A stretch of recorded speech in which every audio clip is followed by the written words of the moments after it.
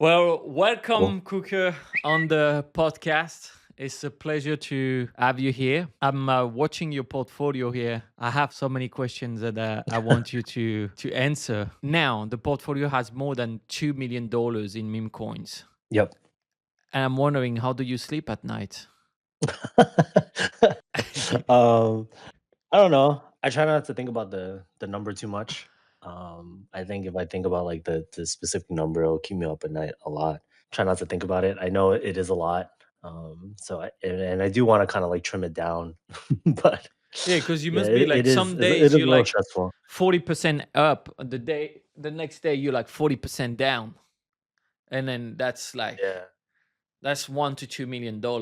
Yeah, there's days where it's like down $500,000 and I'm like, maybe I should have sold it. But I think sticking to the same kind of convictions that I've had when I first made the trade, it helps a lot. Yeah. I try not to like change my thesis, especially like with bigger positions. Stick to the same plans if like information doesn't change or nothing drastic's happening. Try not to like change that thesis, even though there will be big swings. But I remind myself, like, the dollar amount is not what really matters, it's that, like, it's pretty normal for these coins to go up, go down 20%, 30% in one day.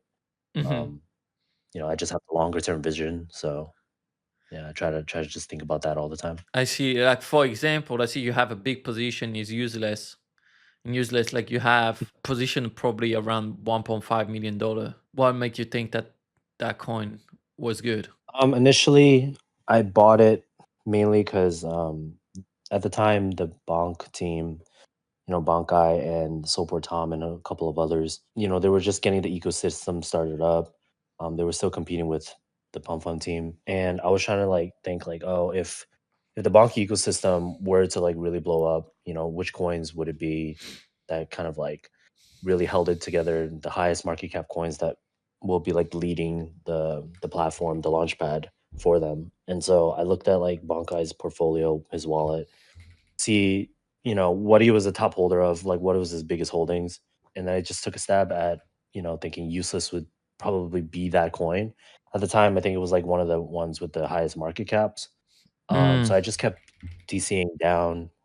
At some point, I think it was like down unrealized like 120K. I've put in like 170K, and I was like down 120K, and I was just like, I'm just gonna keep buying as much as I can. If it goes to zero, it goes to zero. But I know Bonkai wasn't gonna like sell any of his supply because optics wise, it just didn't make sense. yeah. So yeah, I just kind of followed that thesis, and it kind of worked out for me.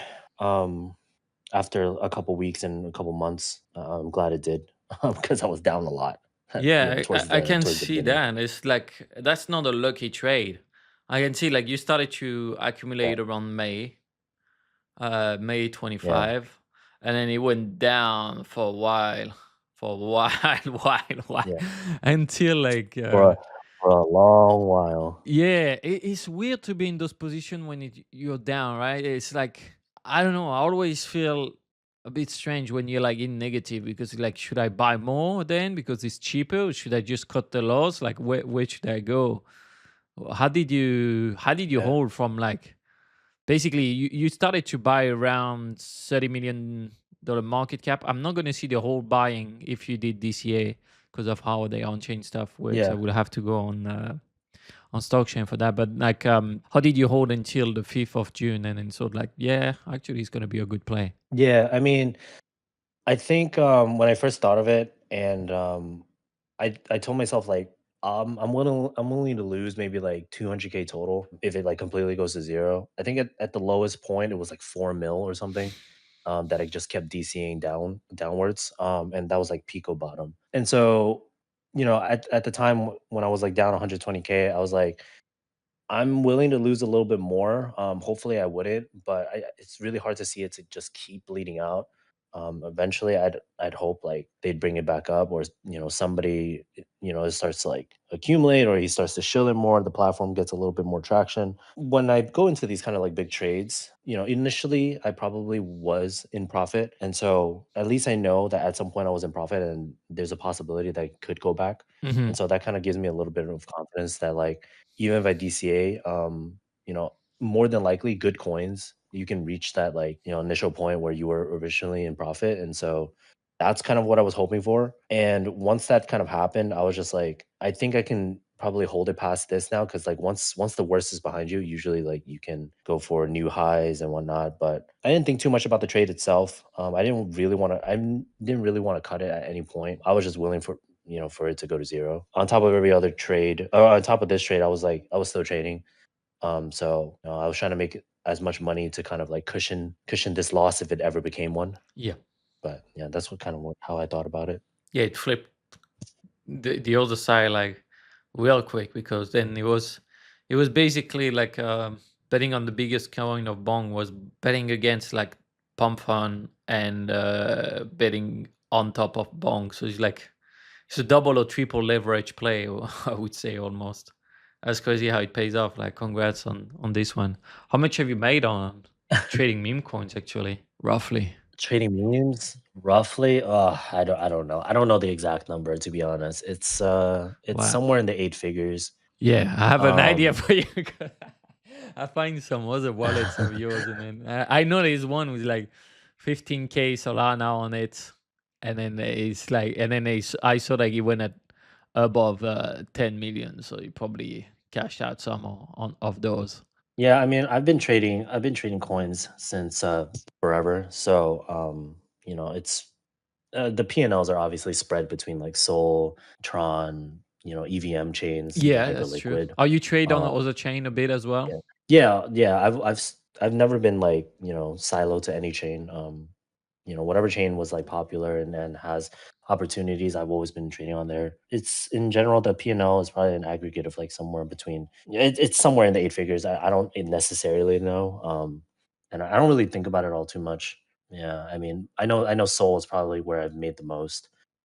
Just because like there's so much volume on this chain, but you know, I Mm. I've definitely made a good amount on EVM as well, and my hyperliquid trade. I'm still holding on to. So Why you don't I care that have much profit about the there. number? I think in general, the number kind of don't mean anything. Obviously, it's nice to have these kind of goals. If you're a trader, you obviously want to hit seven figures, eight figures, whatever it may be. But personally, like my philosophy when it comes to trading is like I always just want to trade month to month and to stack as much money as possible. So long as I'm profitable, that's really all that matters to me.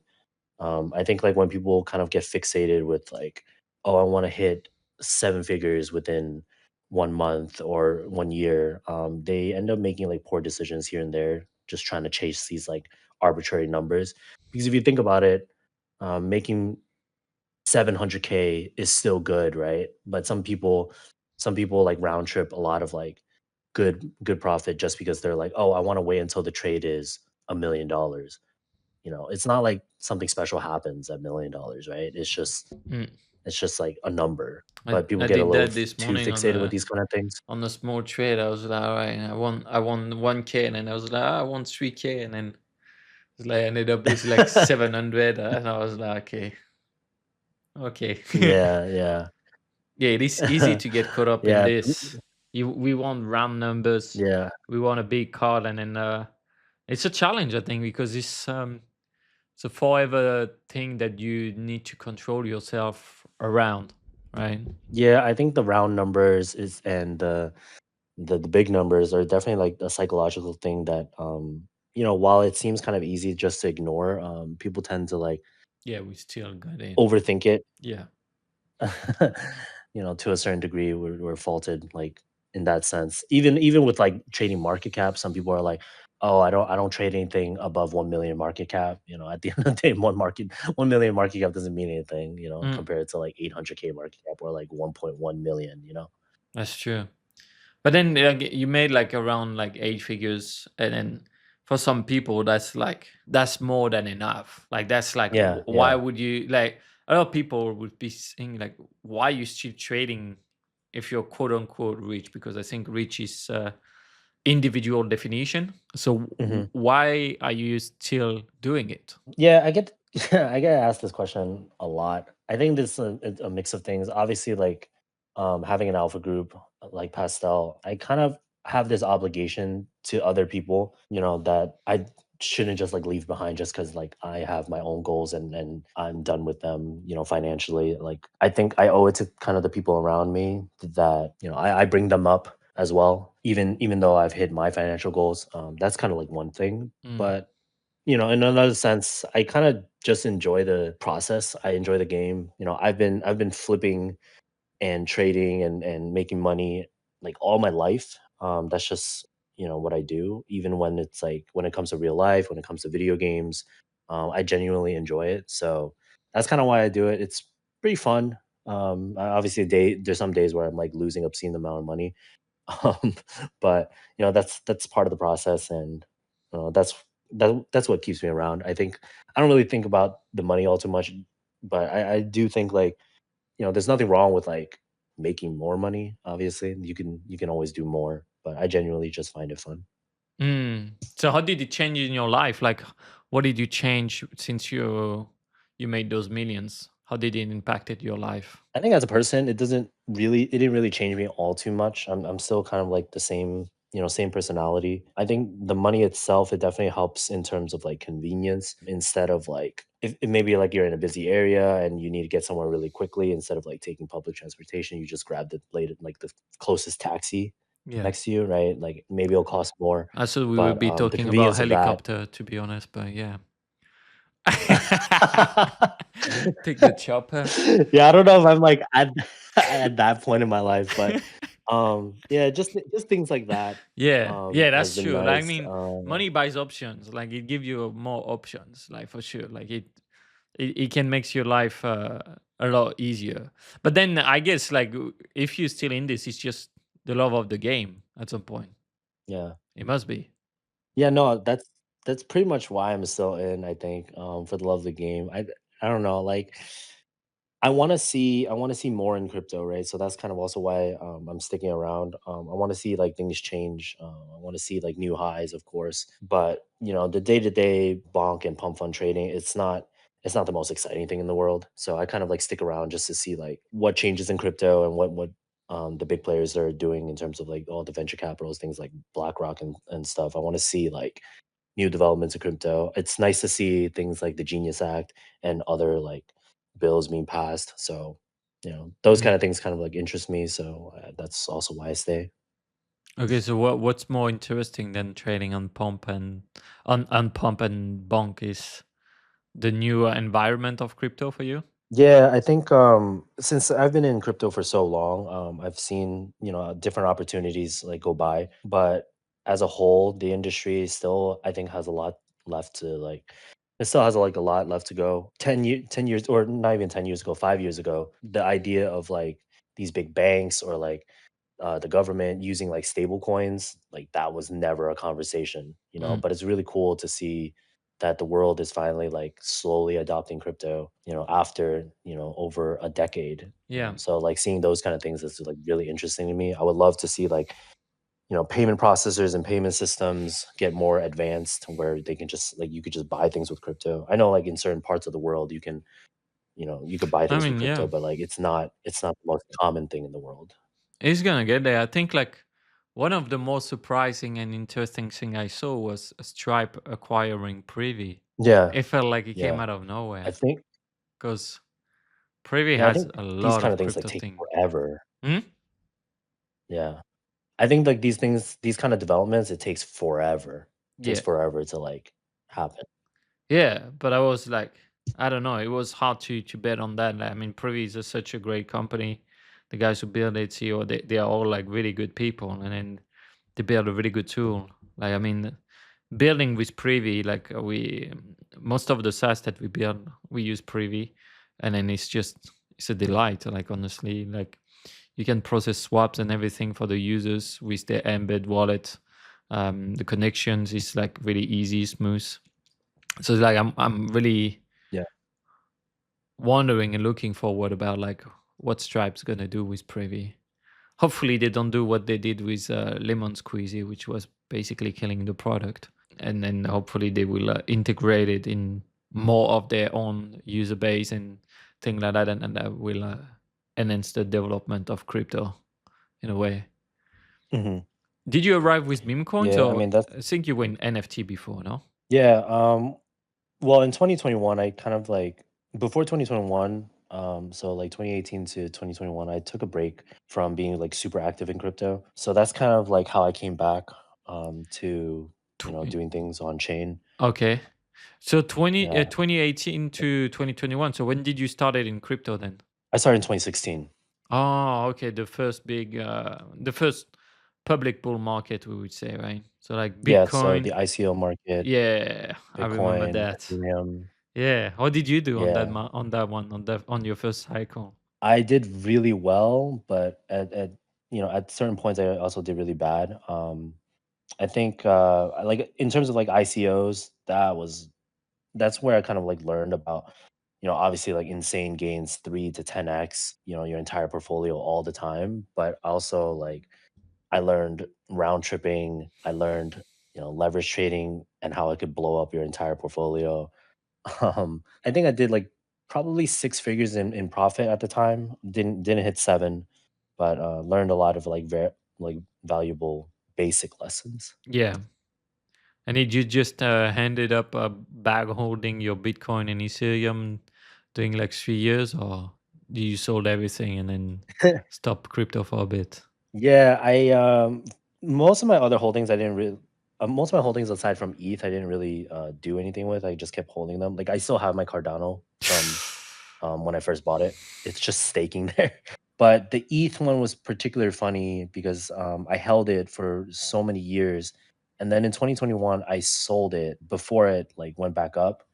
So that was a little painful at the time, I remember. But everything else, yeah, I pretty much like bag held. I didn't have that much. Mm. What were you doing before crypto? So at the time, I was just getting out of college. I graduated with a degree in programming. Right then and there, I was getting my first job as a programmer, a software engineer. And then before that, I was just in college. Okay, so you did your first cycle, and then what did you do after the cycle ended? So in basically 2018, I think 2019 till the next one. What did you do? So you took a break. Yeah, I pretty much took a break. I mean, a lot of things were pretty flat during the time, if I remember correctly. Was really more so focused on my job, so I didn't really like look at crypto all too much. Okay. And obviously, the interest for it kind of like died down. Mm-hmm. At the time, I was working on my own business and working a new job as well, so I was like really tied up with that. I didn't get back into crypto until like well when I was working on my new business. I was also like sneaker reselling. And then I remember I got back into NFTs when sneakers started like to die a little bit. I remember a couple people originally in the sneaker scene, they were just saying like, oh, there's like a good opportunity that you can make like thousands of dollars like trading these JPEGs of like penguins, which at the time was like pudgy penguins. Um, but they're like, yeah, you could flip these for like multiple thousands of dollars like super quickly, and that's kind of how I got started. Mm, that makes sense. How was it? Did you like the NFT scene? Like, if you had to compare, like, had to choose between NFT and meme coins, what would you choose? 100%, 100% meme coins. I hated NFTs. Like, I mean, like at some point, I did understand why people held them, and why it was like super popular. I didn't really like resonate with the whole idea, like, oh, I wanted to keep this for the art. I thought the concept was like really stupid. Mm, So I wasn't really too attached per se to NFTs, but especially when things are going up, it's hard not to be kind of like attached to your bag sometimes. But yeah, NFTs, I wouldn't want to go back to them to be honest. It's a pain in the ass when it comes to like selling them. it's funny you say Sometimes that like because dealing with illiquid NFTs. your profile picture is an NFT. I mean, it's based on an NFT, yes. It's based on NFT, so you're like, that's funny. And then after, like, that's when you launch Pastel Alpha, right? Is it during the NFT era? Yeah, during mostly NFTs. I don't remember exactly when. It was like think sometime in like October, November. But yeah, I think we launched it because we were already helping a lot of friends with like sharing information. And once our friends like started kind of quitting crypto again, we were just like, why don't we just share this with like, more people, and we can just like have people pay for it instead, instead of like posting this information for our friends for free where they don't even care. That's true. That's true. Yeah. And what was it like then in between NFT and meme coins? There was quite some dead time in crypto. What did you do? Just try to do just try to trade as much as possible, whatever is profitable or whatever we felt like there was opportunity. I think I do remember that time where like it was really dead. People were just like fighting for the smallest amount of gains. But I think that's like one of the things that really helped Pastel stay alive. Like even when things were like really slow, we never really kind of like stopped looking for opportunities. So whatever came around, that's what we did. But I remember definitely at the time we were less than like 100 members or something, and we were still like grinding every single day. Whatever flipped, whether it is NFTs or these new meme coins, like Yeah. we were still going at it. How much did you make during the NFT phase? That's a hard one. I think close to a mil. I think that's how I first got to my first million, but I don't entirely remember. It's Yeah. been it's been a very long time since then, but probably close to a mil. I Mm. think And then the I fact would have that to check. this time you stayed in crypto, I guess, like from NFT to meme coin. How was Yeah. it to adapt? Because you must have been like really early in meme coins. And I remember those early days, it was so easy because capital was flowing in and it was just like really hard to take a bad trade in a way. If you knew how to read the liquidity pool was burned, but otherwise, like most of the coins were just going up. Yeah, I think in terms of like adapting between like NFTs and meme coins, it was pretty easy for me particularly because as a programmer and as a software engineer, I it was pretty easy for me like to read things on chain. So like reading smart contracts when it first like the meme coins first started, especially on like on ETH. Doing that was like pretty easy. So long as the money was there, making money wasn't like the hard part. And I think in general, I'm pretty good at adapting between like, one topic to another, whether it's NFTs, whether it's like different chains, whether it's like leverage. I Mhm. think for the most part, I tend to pick things up really quickly, at least like the very basics. So it wasn't too hard going from one thing to Yeah. another. Did you write a bit Pepe on ETH? Yeah, I think I was like in Pepe very first month or something like that. Oh And yeah, then I'm pretty sure my fumble is I like papered it, but I think my fumble is like somewhere around $2 million or something. it's all right. It's all right. Yeah. It's all right. And then, how did you like? How do you trade meme coins? Like, what do you think like is a good strategy for you?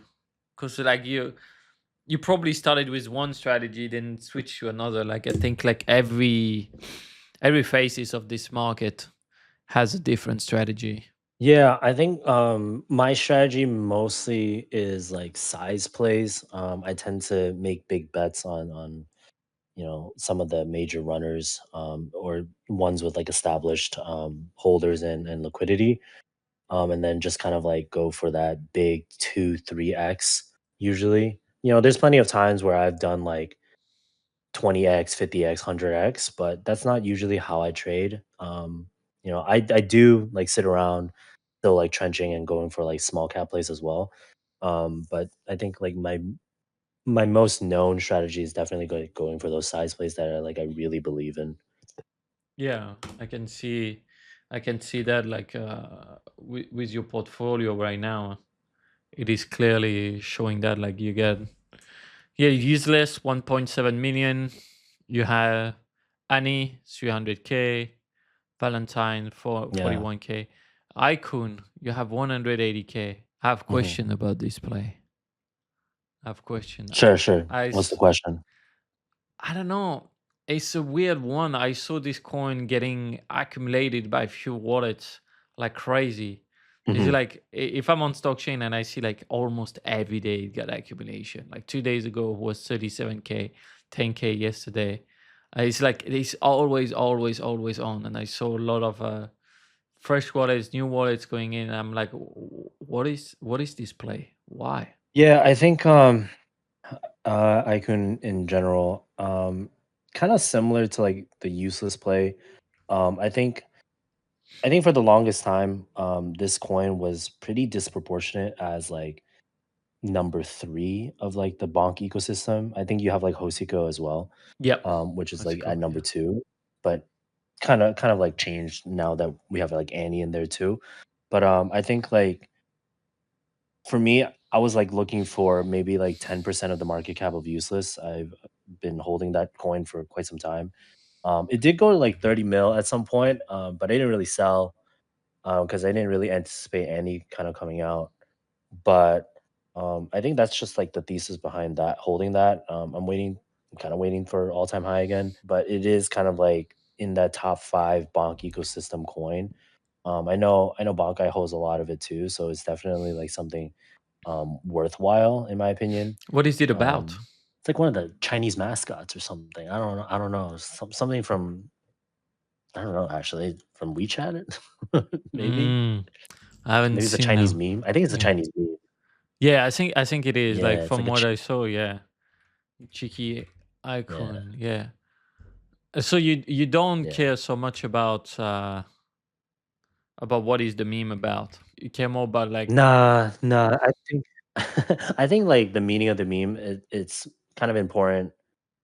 Starting out, like when it first establishes like 1, 2, 3 mil. But like after, after people like Bonkai buys it and then it's been stuck at like 10 to 30 mil for like forever, I don't think the meaning of the meme is all too important anymore. yeah. I'm more concerned with like who's buying it, is it getting exchange listings and that kind of stuff. Yeah, particularly in this kind of market, I think where like I mean at the moment we're recording this podcast end of July 2025, it's kind of just like the same people around in the market. So apparently Ikun is associated with Sai Shukun, a Chinese idol, and his fan base.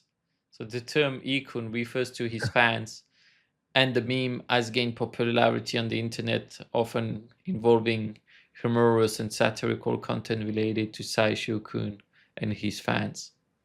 That's what it's about. It. Okay. Yeah.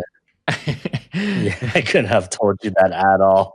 Yeah, same. And then I saw it, but I didn't research it directly. It's like, I mean, I like to check like on-chain movement a lot because I think money speaks louder than words, and 100%.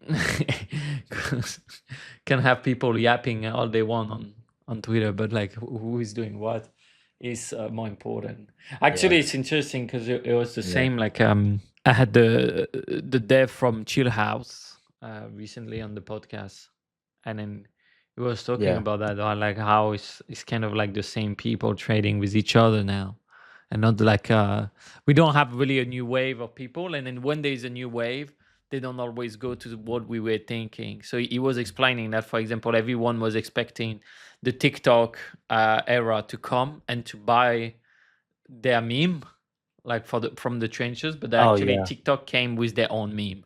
They created their own memes, Yeah. and it was like Yeah. Rismus, hers, like all those ones. I mean, technically chill guy Yeah. as well. So it's like they didn't buy any of the coins that we had in quote unquote. Like, and I think at the time we still talk about Billy and co. So it's interesting to see that it changed every time. Like, what do you think is the market now? Like, I feel like we get in a new crowd of investors, but we just don't know them. I feel like we get a lot of Asia that comes in because of Bonk ecosystem, but we are so segregated in our trenches. Yeah, I definitely think like, what he said about the fact that it's like just the same people kind of trading amongst themselves. I think that's a very true thing. Especially the trenches, we definitely like trade within this like really, really small bubble inside of crypto. And then like when people are saying like, oh, like retail's coming to like buy our bags, more often than not, they're not. Yeah. Like from my experience, from my experience, retail quote unquote doesn't come to like buy your bags. um, so it's hard to say. I don't really don't know like where the current state of inflow of people is coming from. I hope that it's like just new money, people who start seeing crypto from the news. But like even then, they're buying things like off Coinbase on their apps and whatnot, and Robinhood nowadays. It's not like the person that sees crypto on the news, they're going straight to pump fund. um like I don't think that's ever happening anytime soon. Yeah. um I spoke to someone the other day, and they're like, "Oh yeah, my dad like started trading." And I'm like, "What's he trade on?" And he's like, "Oh, he just buys this, like Doge on his Coinbase app." I'm like, "Yeah, well, never mind. I don't care." That's interesting. So it's gonna be a bit of a loaded question, but like you had the you lived the ICO era, you lived the NFT era, which are both dead by the way. And now you're living the meme coin era, and then you had technically also the sneakers era. Um, where do you think are we in the cycle for meme coins? Oh, that is a loaded question. I don't think okay, so a lot of people feel like as if we're in late stage NFT cycle, kind of similar where we're about to die. I don't think so in my opinion. I think there's still definitely a lot of room to go. I think early on, if no other competitor was competing with Pump Fund, maybe we would be in like late stage, you know, the death of like meme coins. But I think to see these new players and these new launch pads kind of compete, I think brought a good amount of spark to the market. What I would like to see going into Q4 and then into next year is a lot more competition. That definitely helps like everyone kind of like grow, and as competition happens, it creates like stability in the market as well. And so once you have stability, that's when like new players and new users and traders kind of come in, and so that will kind of like spark another, I guess, mini cycle of meme coins. But I think like right now it's looking a little bleak with how like trading volume goes and how people are competing against each other, and there's like not anybody really new around. But I think like we're far from over. It's Mm, like it's like the meme goes. Orangey's fucking meme on Twitter. Like it's just getting started. I don't think it's just getting started, but like I think we do have a lot of runway. okay. Yeah, I don't know. It's a hard one to plan out. I think like meme coin can evolve into another form as well, probably, because gambling is going up generally. I'd say like people gamble more. I see like it's getting more and more popular in the US, and we enter interesting time as well with AI, right? Where like a lot of the workforce is going to be changed to other type of thing, and then we don't know where we go, but I guess crypto is going to take a part of that market. I would say probably. We see. I Yeah, mean, it's like they say. yeah, it is hard I for think I for think I think random the people. casino's always going to be open. Yeah, it's going to be Yeah, always no, something 100%. for random people. It is a tough world. So I think like trenches is not for everyone. It's super hard, and then there's probably the buy and holding and thing like that that might be more for more people, and then they might have more fun around it. That's we will see how it evolves. Like I try to not question it too much because you can't have the answer technically. I would say it's a weird space. Yeah, I think no matter what happens with like the current state of meme coins, we're always gonna get like something in crypto that is lucrative, whether it's like NFTs or whether it's cryptos in a different shape or form. I think always there's always opportunity.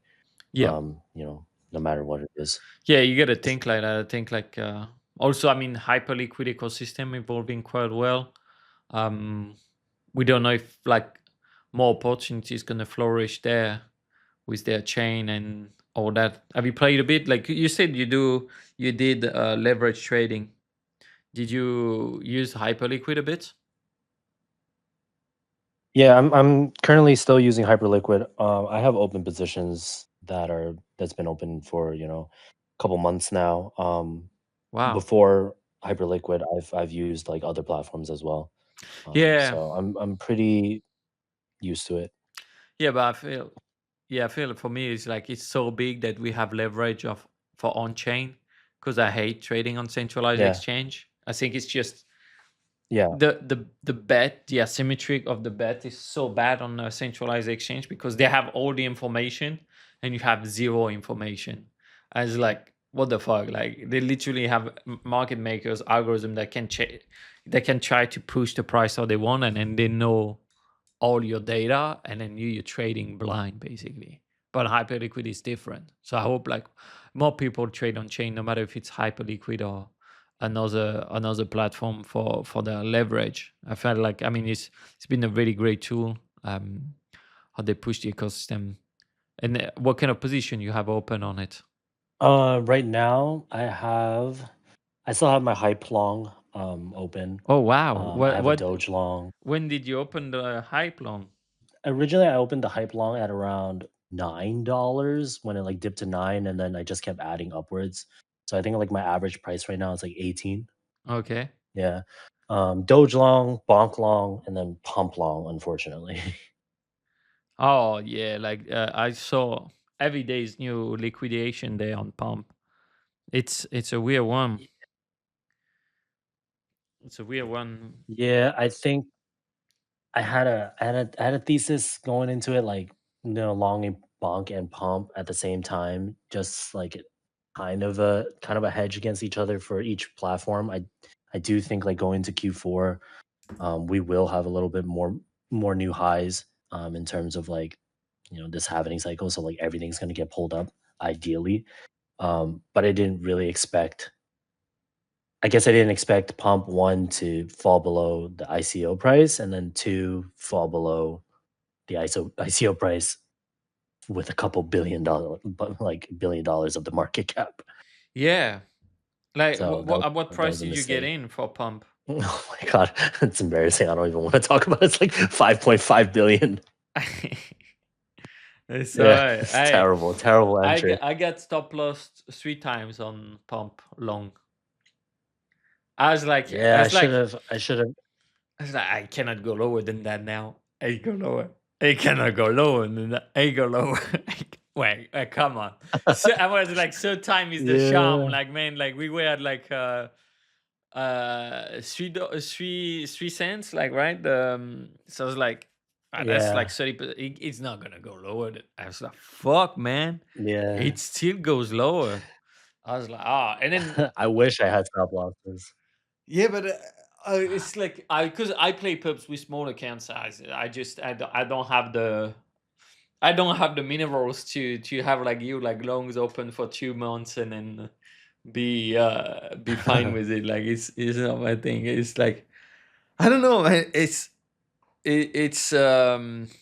a tough one. Where do you see actually the ecosystem of launchpads going? Yeah, so I think hopefully in the short term, August, September, October, I hope, the entire ecosystem just kind of goes up naturally.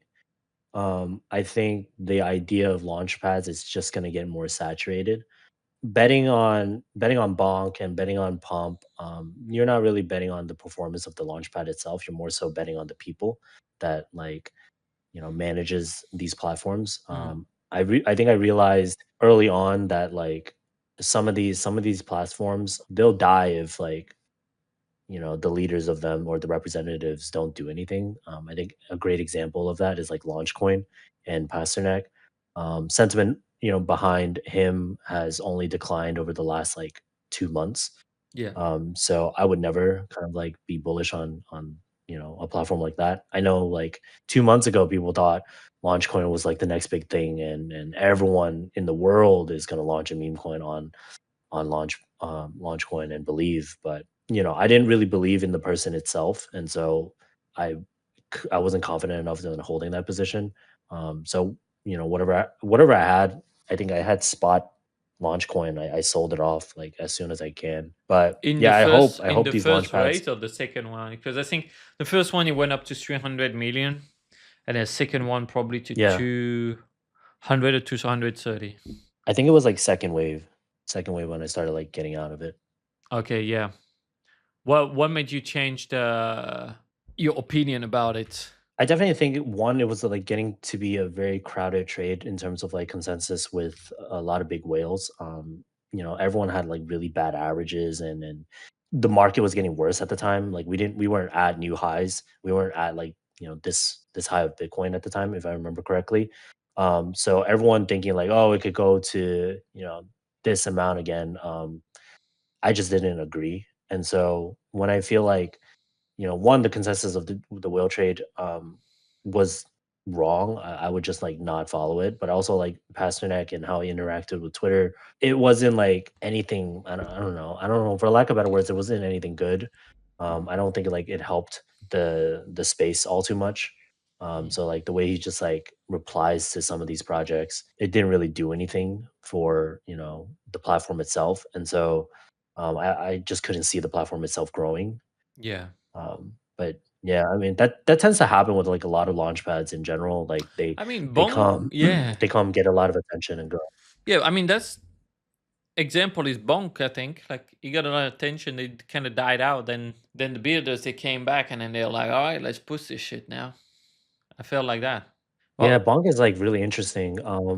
The fact that they have like Solar Tom, Uni PCS, and like Cadence, and a couple others. Like I think I've never seen a team that was so interactive with people, on Twitter. And they were very open with like the things they bought. They always replied to like a bunch of people. I think it made a lot. It made it very reasonable to like kind of like talk to these people. They didn't seem like they were out of reach. And so I think that's what really like, helped their platform out. And, people saw them like buying coins and stuff. So they're like, oh, they're just like a trencher, just like us.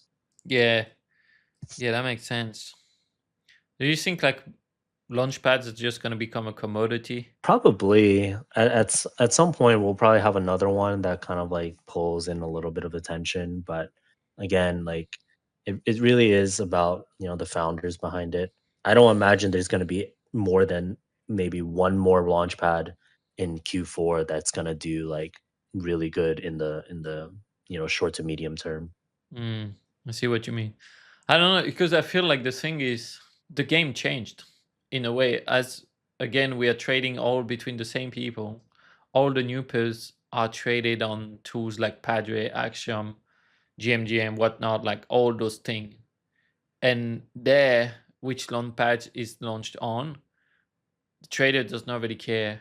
Can have a preference of the flavor.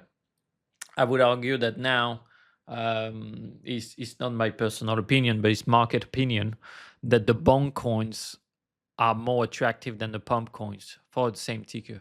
Which I guess we take the example of the Annie and Valentine and co that are like a play that could be that probably launched on pump and on Bonk, and then it's the Bonk ones that won. So the narrative coins are around Elon Musk or whatever. So Yeah. when you're trading on those platforms, you don't really care where it's launched, I think. Yeah, I think it's interesting because it's like we used to have like coins deploy on ETH and on Sol at the same time. Like I remember for the longest time, all political coins, all Elon coins, those did best on ETH. And so like if if if both deployed and people were buying on Sol, like people were saying like, oh, it's gonna top out at like 100, 200K, and then if you buy it on ETH, it's going to go up to like 1 mil, 2 mil. Now that ETH is completely dead in terms of like trading meme coins, we kind of see this between Pump Fund and Bonk. But I think like, yeah, personally, I don't really care, what it's on. I almost always like follow the volume. I'm pretty surprised that nowadays the dominance is like 90 to 10 or like 80 to 20 when it comes to Bonk and Pump Fund. I think most people right now have their filters on Axiom and GMGN like turned off for like Pump Fund just because like there's no volume on there in terms of like anything that spawns. I think everyone only cares about like it's going to be on Bonk. Even if something spawns on Pump firsthand, I think it almost always, at the current state of things, will be vamped, and you could just buy the one on Bonk and it'll go higher, within less than a minute. Yeah. Yeah, that's crazy. Cause like it shows like the UI on Bonk per se is not so good. Pump is better, but it was not that good before. It was, I mean, it was really good in a way for trenching, and then it was easy to understand. Bonk, I don't know, I don't get around their UI if on the page, but then when you're trading on a DEX, you don't care about that. It's just like you trading the JPEG and with the contract address and the volume. So you talk about volume a lot. How do you track that? How do you decide? Do you use any tools to help you in your trading? Yeah, I mean, like aside from the basic ones like Axiom and GMGN, obviously the volume metrics are always displayed. I also get to see like on Axiom on the bottom of the tool, it tells you like how much volume is in some of these launch pads every single day. I just started using Stockchain on the side just to see like what coins have what volume in terms of like fresh wallets, and I also like keep track of like how other traders are doing in terms of like how much volume they're pushing out within the 24-hour frame, 7-day frame, just to kind of get an idea of like quote unquote how good the market is right now, because I know how much volume I can push as myself. I can do like a couple million within a day or two or three, depending on like how good the market is. So when I see like certain traders that I know are usually very active and they're not pushing out as much volume, that tells me like maybe the trenches are not that good right now. Mm, But I don't try to like complicate things too much. Usually I just use like maybe 1 to 2 tools at a time. Tell me like yeah. the most basic information. Yeah, so you check like for example, like in the KOL leaderboard, their volume, you mean? Which part you mean that you want to see? You guys have the KOL feed, but there's also like the leaderboard that shows Yeah. like the basic volume. Yeah. I like to Yeah. use the like when I try to find a token that's gonna have a second time, for me I go always in the top KOL token and I check a bit like what's been traded recently. And then it's like which one had a lot of Yeah, volume, yeah. which one like if it's still above a million, like usually like all right, we might have some kind of run or like I think like for example like slop is at 3.3, right? Is Slop. yeah, slop Yeah. is gonna be an interesting one to track, I think. I don't know how hard it can Yeah, go. I bought this like at 2.5 just in about an hour ago. I saw the volume on here. I was kind of waiting for like there to be a bottom, but yeah, I did see it on the top KOL coins here when I first bought it. So that's kind of like what interested me. Yeah, makes sense. Yeah, for me, like as soon as I see some smart money inflow, I guess I will feel ready to jump in. I think when we see more of that. That's interesting. Do you have any other tips you would give for someone trading? So you talk about like volume, check a lot of volume. You like the volume from KOL and the volume on the platforms. What else are you looking at? I have this like I have the KOL feed open like a good amount of the time, but I think having these kind of trackers and tracking people's trades, it only gets you really so far. I think like it's important to kind of understand who these people are as traders and what their style is. Yep. When somebody buys like 10 soul of something, it doesn't mean the same thing as like another person buying 10 soul of something, right? So Mm. understanding these people as what kind of trader they are is very important. Obviously not everyone has the luxury of like getting to on a personal level with some of these traders like I have, especially like with meeting all of them. But even the traders you track that you don't interact with like every day, I think it's important to like kind of break down some of their trades and how often they hold, what 1 soul means to them, what 5 soul means to them, what 100 soul means to them, That's right? true. I think a great example of this is like when one of the most like respected traders that I have on my list that's very similar to my style is like JS. The way JS trades is like very similar to mine. So like if I see him buy 5 soul of something, I'm like maybe he's gambling. But more than likely it probably is like just a small gamble for him. It doesn't really mean anything. So I don't really have to like dig into it too much. Or maybe I could ignore it if it's like a really, really low volume day. But then if I see JS like start blasting 250 soul of a coin that's like at 4 mil market cap, maybe he really believes in the meme, or maybe he believes in the people that launched it, whatever it may be. I think that's kind of like how I understand his trading style and how it compares to mine and how I should like act accordingly. Mm. But if you change it to like somebody else, maybe it won't mean the same thing. 5 soul buy for somebody else might be like a really big trade for them. So I think like just understanding that a little bit above like wallet tracking is very important. GS, you mean shocked GS? Is that him with the? Yeah. Yep. Okay. Okay. Interesting. Yeah, because it's true. Like people trade really differently each, and then it's only by learning a bit like how they trade and seeing it time and time again, you can Yeah. be able to understand how what they want to do, how long they're in a coin and things like that. And this you Yeah. can only earn it with time Yeah. in the game. Yeah. 100%. I think even if you look at the volume, like the KOL leaderboard volume, like you'll see, Cup C and DV at like number one and number two, just how much volume they push out. And then you'll see me at number three. I didn't get to number three trading the way they trade, right? I Yeah. don't do that kind of volume, with the same trading style. I think Cup C and DV have like kind of similar trading styles. I think like Letter Bomb and a couple others at the top 10 are very similar, but like not everyone trades volume the same way, Well, that's why you get either. the number of trades So also, right? The buy and sell. That yeah, is like you can see the difference. So for example, you seem to be closer to Xander. Like you get yeah, 1,500 buys, 500 sells, and then still I think we don't account like some of the trades that goes up. Like you say you use some DCA and things like that. We calculate some, not everything yeah, yet. That's something that's going to be up, but yeah, it is really different from everyone. Mr. Frog 2004 buys and 200 sub, but I know why. he's, yeah, yeah, he's yeah. so Everyone, funny. everyone's a little bit. Everyone's all like a little disproportionate. Some people have like more sells. Some people have more Because it's buys. like, Some people have like half the amount of sells. yeah, but I mean, like these trades that dilutes the rest. Like I feel like when he wants to win copy traders, he plays a lot of small buys and then he buy.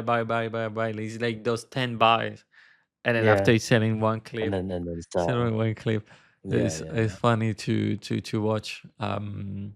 So yeah. okay, you check that volume, you check that some of the wallets that you track. What else are you looking at? I mean, you talked about like who is in the coin as well. That is important for you. So you check a lot the big wallets um, around that.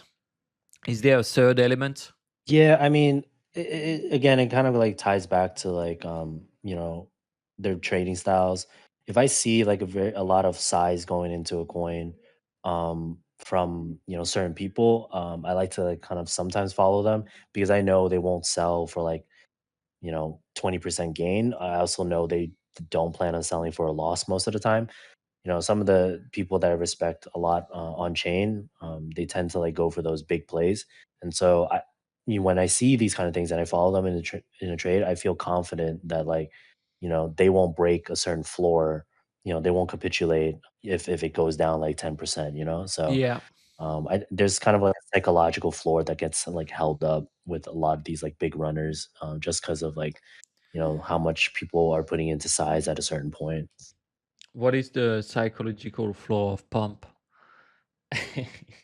Oh, what's the question? What is the psychological flaw of pump? Psychological flaw. The floor, Um, yeah. No, the floor. You talked about the that's a floor of a coin. My accent getting in the oh, way. the floor. Yeah, the floor. Sorry. No, yeah. So I think like as much as I don't like trading these kind of like floors, so if you have a coin that goes from like maybe 1 mil to 5 mil to 10 mil, and then it retraces back to 5 mil, I think like pretty it's pretty decent trade, especially like things that go like minus 50%, to be like holding like even numbers. So I'll probably most likely if a coin went to like 10 mil and then it like retraced to five, I probably will try to take that flip from like maybe five to like seven or five to eight or something like that. Especially if like other people enter the trade. Mm. Mainly because like one, that psychological floor of like 5 mil, it's everyone thinks is like whatever it's like it's a safe entry or whatever it may be. I think like if a lot of good traders enter at 5, it's pretty safe to assume that it won't break 5 anytime soon. So long as it's like stable around that price, we can expect like accumulation and then like it'll slowly go back up, certain things like that. It really depends on like how a coin moves. Obviously, like a psychological floor could be like, if a coin goes from 500K to 2 mil and then it retraces to one, the one maybe the psychological floor. It just really all depends on like the price action and whatnot. Yeah, that makes sense. That's cool, man. Thanks for sharing that. And then what kind of thing we can find in Pastel Alpha? What kind of group is that then? In Pastel, I mean, you can find, great co-founders, great staff. We're all really friendly and very knowledgeable. But other than that, obviously we have a lot of information when it comes to like meme coins, NFTs. We're still doing, as much as we can. I do a lot of bets on the side, like esports and sports bets. So I have that as well. Overall, we could just like have a really good community in terms of like people that are grinding, that are doing like DD on like a lot of coins. A lot of people are sharing information. Just a very friendly and entertaining community. Obviously we have a lot of people that are great traders, 6 figure, 7 figure, 8 figure traders in there. So I think like we've built a really nice community, friendly enough for people that are kind of like just starting out trading, but also very advanced traders in here, Mm, that we can always cater to advanced traders as well. It doesn't it's a big melting pot of people. I think so. We're just like a great community overall. that's cool, man. Yeah, that's great. That must be helpful for your trading journey as well to have that. Yeah, some of my biggest trades are it's not because of me. It's just because of like people in the community. Like people find things and I'm like, wow, that was way quicker than I saw it. Yeah, that's awesome. Yeah, I mean, research works better in group, honestly. I mean, it depends. Like, if you just scan like really fresh pairs, like some traders, but like for others, it's good to be well surrounded. Yeah, I think it's very important to have confluence as well, no matter like how good of a trader you are. Yeah, It's always good to have like at least friends or a community around you that like really helps you with like the confluence of the current state of the trenches or the coins that you're in. I agree. If you have one coin to chill to wrap up this podcast, which one would it be? One coin to shell. Okay, I'm not gonna say useless. I'm gonna say Annie. I think Annie is pretty undervalued right here, Oh man, in my opinion. they're sneaky. Yeah. Have you tried any on Grok? I mean, on the app on X or whatever on Grok? I have it once. I don't use it all too much, but Yeah, it's yeah, I've dirty, tried it like, once. man. It's like I open it to show it to your friends. Like that's what they do. And then like a day later, I receive a notification like, "Hey, have been missing you with a dark heart." I was like, "What the fuck?" It's like, Yeah, I yeah. have a It girlfriend. gets a I little have a too woman in my personal. life. Get away from me. I was like, "That's." I was like, Yeah, "Wow, that's gonna flip some people's brain yeah, for sure."